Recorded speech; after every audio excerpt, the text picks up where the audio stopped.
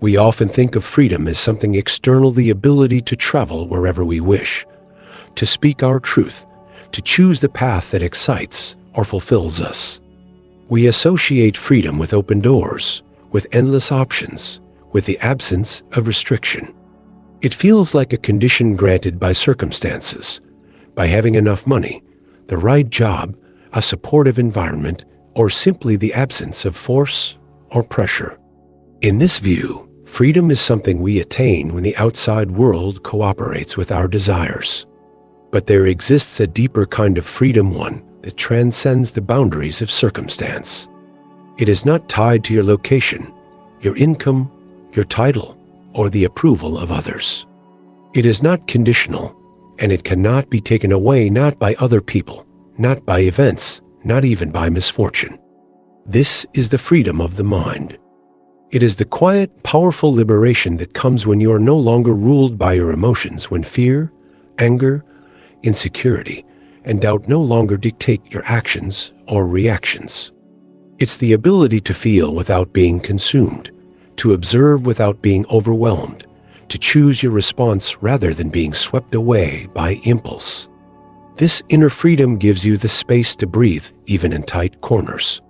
It gives you clarity in chaos and calm amidst conflict.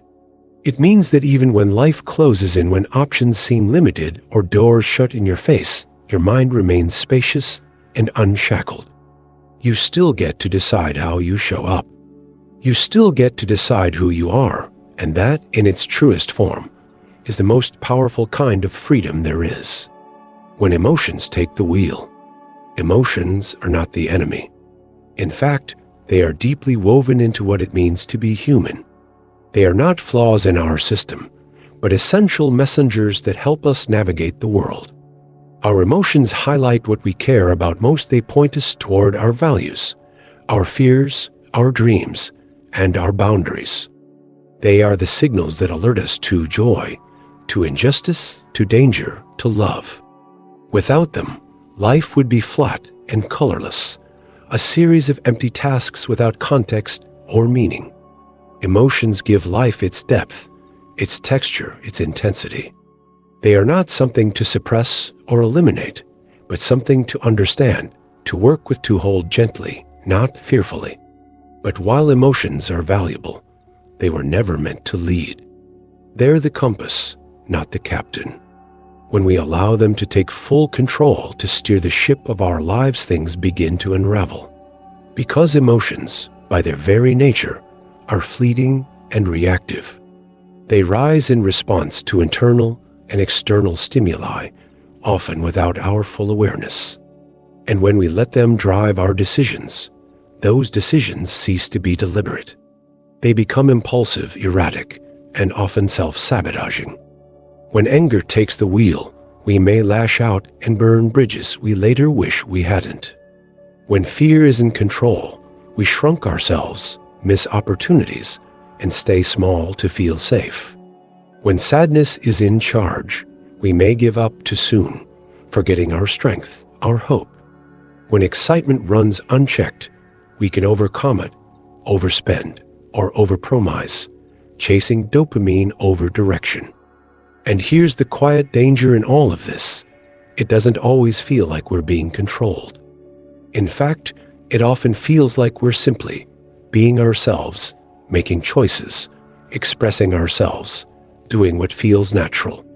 But if we look more closely, we might see that we're not truly choosing at all. We're reacting. Our unexamined emotions are pulling the strings behind the curtain, influencing our thoughts, behaviors, and even our sense of identity, all without our conscious consent. This isn't the kind of control we imagine when we think of being free. It's not the empowered, intentional life we hope to live. It's a quiet kind of captivity, subtle, invisible, and incredibly common. It shows up in the way we respond to criticism, in the way we avoid conflict, in the way we sabotage relationships or stay stuck in patterns we claim to hate. True freedom, the kind that leads to inner peace and self-respect, begins with awareness. It begins when we start to notice the difference between feeling something and being ruled by it. It begins when we learn to pause, to question, to observe our emotional responses without immediately acting on them, because emotions aren't meant to be suppressed, but they are meant to be guided by clarity, by values, by a deeper understanding of who we want to be in this world. You are not your emotions. True freedom doesn't arrive all at once in some grand, dramatic moment. It begins subtly, often quietly, in a shift of awareness. It begins the moment you realize something profoundly simple, yet life-changing. You have emotions, but you are not your emotions. This realization is a turning point, a gentle breaking of a lifelong trance. Most of us grow up believing, without even realizing it, that our emotions are us. That if we feel something strongly, we must follow it. That if anger flares up, we're justified in lashing out. That if fear arises, it must mean danger is present. That if pain visits us, it must define us. But freedom begins the moment we start to question this pattern, to see emotions not as masters, but as messengers. You can feel anger deeply, fiercely, without letting it spill into aggression or cruelty. Anger might tell you that something matters, that something needs to change. But it doesn't need to dictate how you respond. You can feel fear, the tightening of the chest, the racing of the heart, without allowing it to freeze you in place. Fear might be pointing to risk or uncertainty, but it doesn't mean you're incapable or that you must retreat. You can feel pain, emotional wounds, heartbreak, disappointment without becoming hard, cynical, or closed off.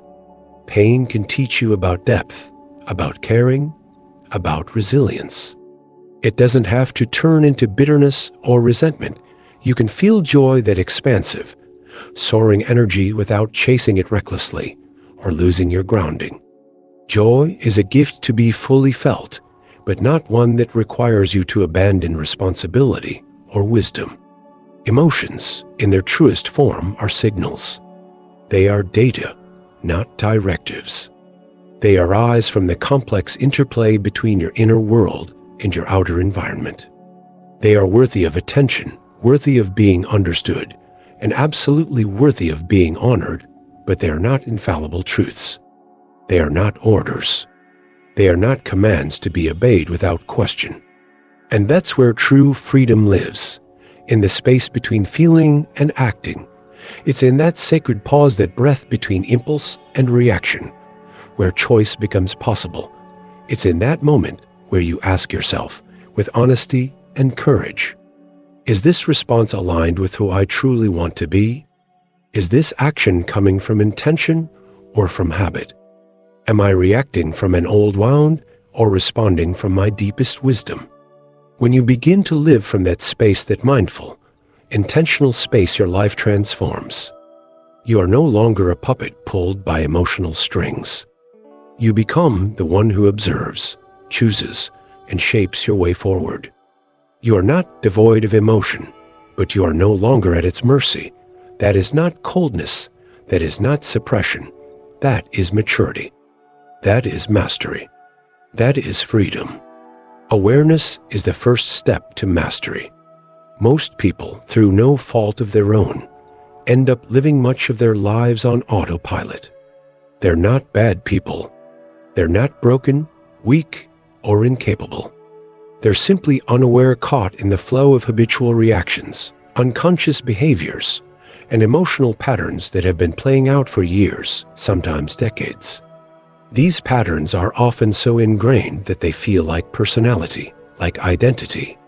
But in truth, they are often just old scripts, leftover coping mechanisms written in moments of pain, fear, or confusion.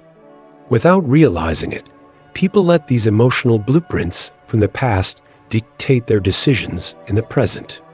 A certain tone of voice, a subtle shift in facial expression, an offhand comment, even a familiar environment or time of day, can act as a trigger.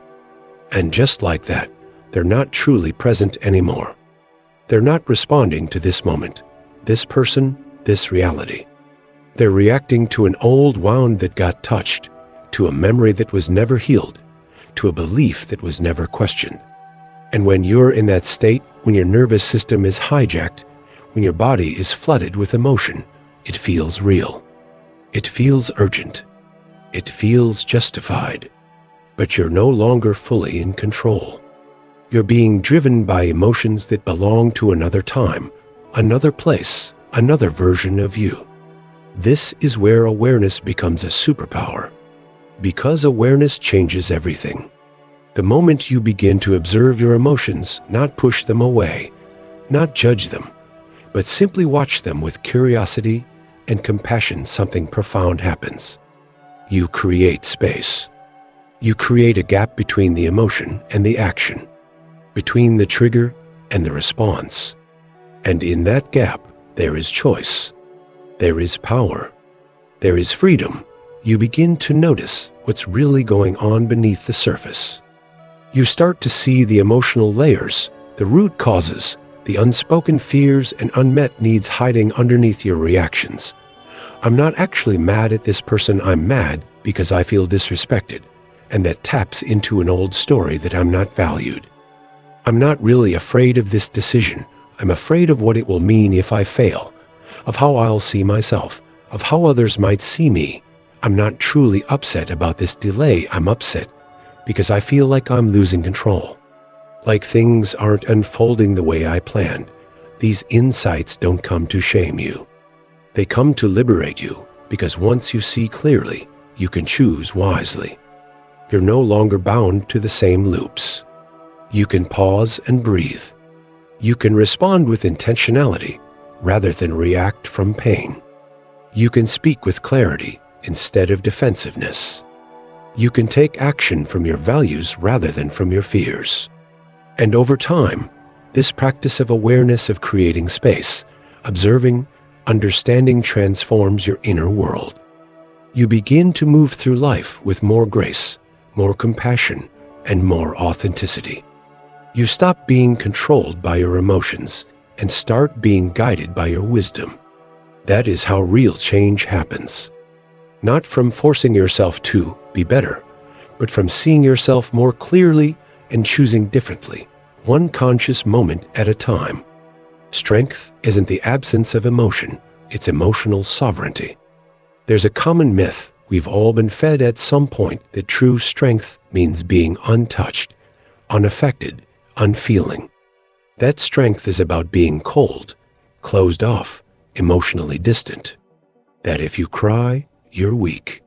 If you admit fear, you're fragile. If you let others see your pain, you're vulnerable in all the wrong ways.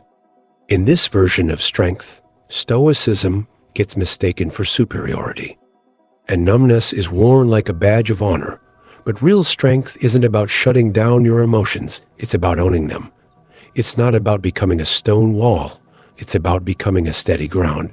True strength is not numbness, it's sovereignty. It's the quiet, powerful ability to feel everything deeply and still stand centered in your truth. It's being able to sit with your sadness, to hold it, listen to it, even let it soften you without letting it pull you under or define your identity. It's being able to feel the heat of your anger rise in your chest and not let it explode, not let it tear down relationships you actually care about. It's hearing the whispers of fear in the back of your mind, feeling the tremble of uncertainty, and still taking that step forward, still choosing courage over comfort. Real strength is carrying your emotional experience with grace, with awareness without letting it carry you into places you don't want to go. That's what emotional sovereignty means. You are the keeper of your inner world. Emotions come and go like weather, but you are the sky. You hold it all. You don't run from the storm, and you don't let it destroy the house you've built inside yourself. And one of the clearest expressions of that strength is learning to respond, not react. Reaction is automatic. It's a knee-jerk reaction, a default pattern, a learned loop, often unconscious, often wired into us from past wounds or childhood survival tactics. Someone criticizes you, and without thinking, you lash out defensively. Someone ignores you, and you shut down, disappear, convince yourself you don't matter. You feel anxious about a project, so you scroll, procrastinate, avoid entirely. Reactions are fast, emotional, unfiltered, and often regrettable. But a response is something else entirely. A response is conscious. It's born not out of reactivity, but out of clarity. It's what happens when you allow yourself to pause to feel fully without rushing to act, to breathe before you speak, to question your impulse before following it. A response isn't suppression. It's sovereignty in action. When you learn to respond instead of react, you interrupt the old cycles. You stop playing the same emotional roles you were cast in years ago. You begin to relate to the world and to yourself in a new way, one that is grounded, thoughtful, and empowered. You become proactive instead of reactive. You choose your energy instead of inheriting it from the chaos around you. You choose your tone, your words, your behavior instead of letting your emotions make the choice for you. And with that comes something incredibly powerful. You regain your freedom, because when you're no longer at the mercy of your reactions, you become the author of your life, not just a character swept along by whatever mood shows up that day. You start to create from intention, not survival.